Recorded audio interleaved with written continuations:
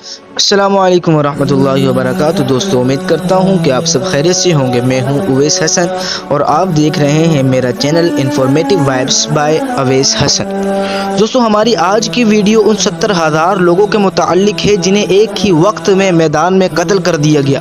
یہ لوگ کیوں تھے؟ انہیں کیوں قتل کیا گیا؟ دوستو، ان سارے سوالات کے جوابات دیکھنے کے لیے میری اس ویڈیو کو آخر تک ضرور دیکھیے۔ تو چلو دوستو، ویڈیو شروع کرتے ہیں۔ ان 70,000 لوگوں کے متعلق یہ حضرت موسیٰ علیہ السلام کے قوم کے لوگ تھے۔ اب یہ واقعہ کیا تھا، اس کا پس منظر میں بیان کرتا ہوں کہ جب حضرت موسیٰ علیہ السلام کوہ طور کتاب لینے کے لیے، کتاب توریت لینے کے لیے گئے اور انہوں نے اپنی قوم سے وعدہ کیا کہ اے میری قوم کہ میں 30 دن کے اندر کتاب لے کر واپس آ جاؤں گا، تو تم میرے پیچھے بھٹک نہ جانا، گمراہ نہ ہو جانا۔ حضرت موسیٰ علیہ السلام اپنے بھائی ہارون علیہ السلام کے بھروسے پر اپنی قوم کو چھوڑ کر کوہ طور پر چلے گئے۔ جب کوہ طور پر حضرت موسیٰ علیہ السلام پہنچے، انہوں نے 30 دن کا اعتکاف شروع کر دیا۔ جب 30 دن مکمل ہو گئے تو حضرت موسیٰ علیہ السلام نے 30 کے 30 دن روزے رکھے۔ 30 دنوں کے بعد جب اللہ پاک سے ملاقات کا دن آیا، اللہ پاک کے انعام یعنی کتاب ملنے کا دن آیا، تو حضرت موسیٰ علیہ السلام نے یہ سوچ کر کہ میرے منہ سے جو خوشبو آ رہی ہے کہ اللہ پاک کو ناپسند نہ ہو، مسواک کر لی۔ تو دوستو، جب حضرت موسیٰ علیہ السلام نے مسواک کر لی، اس کے بعد اللہ تبارک و تعالیٰ سے ملاقات کا شرف حاصل ہوا، اللہ تعالیٰ کی بارگاہ میں حاضری ہوئی، تو اللہ تبارک و تعالیٰ نے فرمایا، اے موسیٰ، تم نے جو 30 دن روزے رکھے تھے اور ان روزوں کی وجہ سے تمہارے منہ سے جو خوشبو آ رہی تھی وہ مجھے مشک و عنبر حتیٰ کہ ساری دنیا سے زیادہ محبوب چیز تھی، مگر تم نے اس خوشبو کو مسواک کر کے ختم کر دیا۔ اب تم ایسا کرو کہ 10 دن اور روزے رکھو، جب تمہارے منہ سے دوبارہ وہ خوشبو بحال ہو جائے گی تو اس کے بعد میں تمہیں توریت کتاب عطا کروں گا۔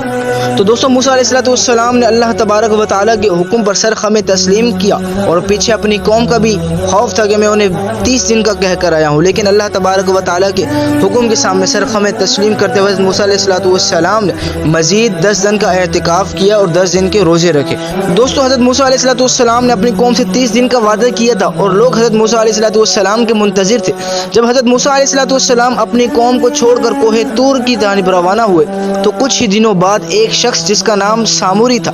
اس نے حضرت موسیٰ علیہ السلام کی قوم کو، جو بنی اسرائیل کہلاتی ہے، اور یہ لوگ فرعون کے پیروکار تھے کہ جنہیں اللہ تبارک و تعالیٰ نے فرعون کی غلامی سے نجات دے دی تھی، تو ساموری نے کہا کہ یہ جو شخص ہیں، یہ بنی اسرائیل والے، ان کے اندر مخلوق پرست ملکہ موجود ہے، اگر میں چاہوں تو میں ان لوگوں کو بآسانی گمراہ کر سکتا ہوں۔ دوستو، وہ یہ سوچ کر حضرت موسیٰ علیہ السلام کی قوم یعنی بنی اسرائیل کے پاس آیا اور ان سے کہا کہ میں تمہیں ایک سونے کا بچڑا بنا دیتا ہوں، کیونکہ تم نے تو اپنے رب کو دیکھا نہیں، تو سونے کا بچڑا بنا دیتا ہوں، تم اسے پوجا کرو،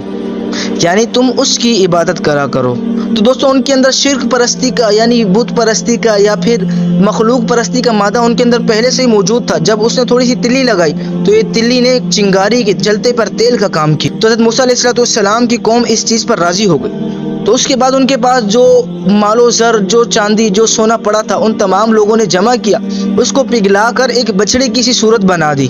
تو چمکتا ہوا ایک بچڑا بن گیا کہ جس کی بنی اسرائیل پوجا کرنے لگے۔ اب یہ جو ساموری تھا، اس کے پاس حضرت جبریل علیہ السلام کی گھوڑی کی قدموں کی مٹی تھی کہ جب حضرت جبریل علیہ السلام کی گھوڑی فرعونیوں کو تباہ کرنے کے لیے اور حضرت موسیٰ علیہ السلام کو سمندر پار لگانے کے لیے حضرت جبریل علیہ السلام زمین پر آئے تھے، یہ اس وقت کی مٹی تھی۔ دوستو، اس مٹی کا کمال یہ تھا کہ یہ مٹی اگر کسی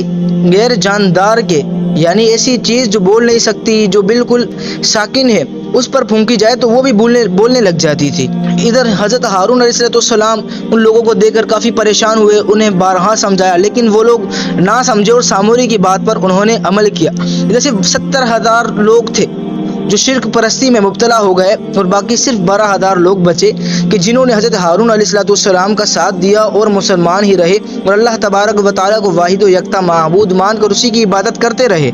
دوستو، اس کے بعد ہوا کچھ یوں کہ جب حضرت موسیٰ علیہ السلام کے 40 دن مکمل ہو گئے اور اللہ تبارک و تعالیٰ سے انہیں تحفہ یعنی ان کی کتاب توریت عطا کر دی گئی، اس کے بعد حضرت موسیٰ علیہ السلام اپنی قوم کی طرف واپس لوٹے۔ جب اپنی قوم کی جانب آئے تو حضرت موسیٰ علیہ السلام دیکھتے ہیں کہ ان کی قوم جو ہے یہ شرک پرستی میں یعنی ایک بچڑے کو پوجنے لگ گئی۔ تو حضرت موسیٰ علیہ السلام کو کافی غصہ آیا، کافی رنج ہوا، جس کی وجہ سے حضرت موسیٰ علیہ السلام کو جو تختیوں میں تورات دی گئی تھی ان میں سے تورات کے کچھ حصے زمین پر گرے اور وہ شہید شہید ہو گئے، یعنی وہ ضائع ہو گئے۔ دوستو حضرت موسیٰ علیہ السلام اس قدر غضبناک ہوئے تھے، اس قدر رنج میں آ گئے تھے اور اس قدر غصے میں آ گئے تھے کہ ان کے ہاتھ سے جو توریت کی تختیاں تھی وہ بھی گر چکی تھی اور تختیاں گرنے کی وجہ سے ٹوٹ پھوٹ گئی اور ضائع ہو گئی۔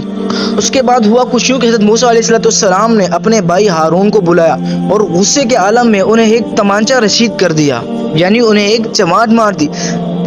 اور کہا کہ تم میری قوم کو میرے بعد سنبھال نہ سکے اور یہ شرک پرستی میں مبتلا ہو گئی۔ تو جب قوم نے حضرت موسیٰ علیہ السلام کو دیکھا تو وہ ساموری کے جال سے باہر آنے لگے۔ جب وہ ساموری کے جال سے باہر آنے لگے تو انہوں نے حضرت موسیٰ علیہ السلام کے بارگاہ میں حاضر ہو کر عرض کی، یا نبی اللہ، ہم مانتے ہیں ہم سے غلطی ہو گئی، لیکن اب ہم توبہ کرنا چاہتے ہیں۔ تو حضرت موسیٰ علیہ السلام اللہ پاک کی بارگاہ میں حاضر ہوئے اور عرض کی، اے میرے مالک، میری قوم جو ہے یہ گمراہ ہو گئی تھی اور اب یہ تجھ سے توبہ کرنا چاہتے ہیں، میرے مالک تجھ سے معافی چاہتے ہیں، اے میرے مولا تو انہیں معاف کر دے۔ اللہ پاک نے فرمایا، اے موسیٰ، تم میری بارگاہ میں آئے ہو، میں تمہیں مایوس نہ لوٹاؤں گا، لیکن میں انہیں ان کی شرک پرستی کی، بت پرستی کی بھی انہیں میں سزا دوں گا۔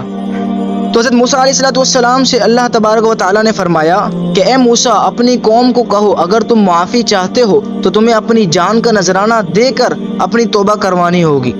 یعنی تمہیں اپنی جان کی قربانی دینی ہوگی، اس کے بعد جا کے تمہاری توبہ قبول ہوگی۔ تو دوستو وہ 70,000 لوگ تھے جو شرک پرستی میں مبتلا ہو گئے تھے اور 12,000 لوگ تھے جو حق پر قائم تھے۔ حضرت موسیٰ علیہ السلام نے ان 70,000 لوگوں سے کہا کہ اگر تم واقعی توبہ کرنا چاہتے ہو تو اللہ تبارک و تعالیٰ کی طرف سے حکم آیا ہے کہ اللہ تبارک و تعالیٰ تم تمام کو بخش دے گا، لیکن تمہیں اپنی جان دینی ہوگی۔ وہ اس طرح کے 70,000 جو لوگ ہیں جنہوں نے شرک کیا ہے انہیں وہ 12,000 لوگ جو مسلمان رہے قتل کریں گے، اور یہ قتل بھی اس طرح ہوگا کہ ایک میدان میں جمع کیا جائے گا، اس کے بعد آپ کو گھٹنوں کے بل بٹھا کے آپ کے سر کو جھکا دیا جائے گا اور آپ کے ہاتھوں کو باندھ دیا جائے گا، لیکن اس میں شرط یہ ہے کہ کوئی بھی شخص اپنے قاتل کو نہیں دیکھے گا، اگر اس نے اپنے قاتل کو دیکھا تو اس کی قبول نہ ہوگی۔ مزید یہ کہ کوئی بھی شخص مزاحمت نہ کرے گا، یعنی ہاتھ پاؤں بھی نہ مارے گا، اگر کسی نے ایسا کیا تو پھر اس کو بھی توبہ قبول نہ ہوگی۔ دوستو بنی اسرائیل کی قوم اپنی غلطی پر نادم ہو کر اس شرط پر راضی ہو گئی اور ان سب نے اپنی جان کا نذرانہ دے کر معافی کو قبول کرنا چاہا۔ تو اللہ تبارک و تعالیٰ کے حکم کے مطابق حضرت موسیٰ علیہ السلام کی جو قوم تھی